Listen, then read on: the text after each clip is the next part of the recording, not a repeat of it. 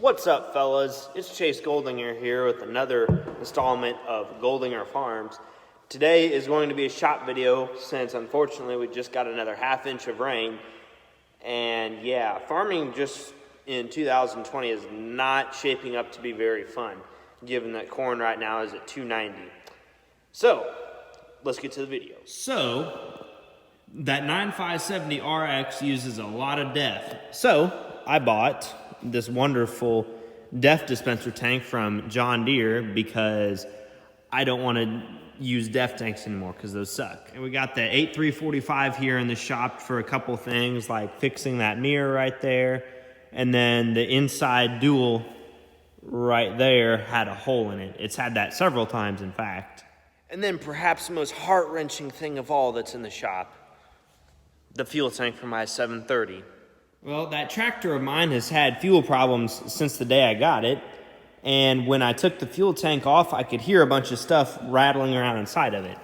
And this is what came out. Yeah.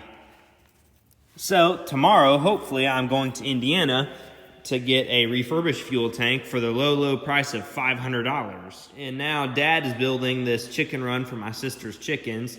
And we're still working on my wonderful Oliver 540 planter to get it to plant sunflowers. And a sunflower seed is really small, so it's difficult to get it to fit into a planter plate very well. In fact, they are like 1/3 of an inch-ish long. So that's pretty small compared to a small flat or a small round corn seed, which is what these plates were designed for. And while I have the sheet metal off of the 730 for the 7th time, I think I'm going to touch up a couple little spots on the paint like that one right there. I also swapped out the packing wheels that I had on this planter beforehand, which were John Deere rubber pieces on Oliver rims, for these Oliver ones that were actually factory Oliver that I got off of a parts planter. Now this rib here will help to push the seed down and throw some of the dirt back on top of it.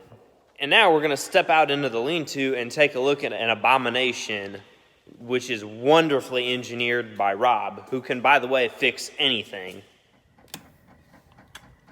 So in order to get my 730 to move from where it was parked to where it is now, we had to rig up a fuel system, which consists of a 2-gallon tank from some thing with an actual fuel shutoff, which does work, and it's just kind of rigged up for the time being. It's not real pretty, but I mean, it works, so what more can you ask for? And the lights on this thing are only half wired up, and they are stupidly bright. I'm very pleased with these. I got them from Larson Lights. Excellent product. So we did away with the John Deere system, and I bought this $30 sediment bowl from Tractor Supply, and we just kind of engineered a fuel system.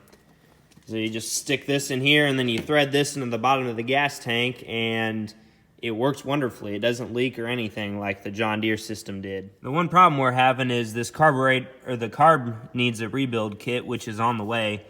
I mean, it's old, and it just kind of drips. I mean, it's not that big of a deal, but it's just kind of obnoxious. Side note, I really want one of those chisel plows.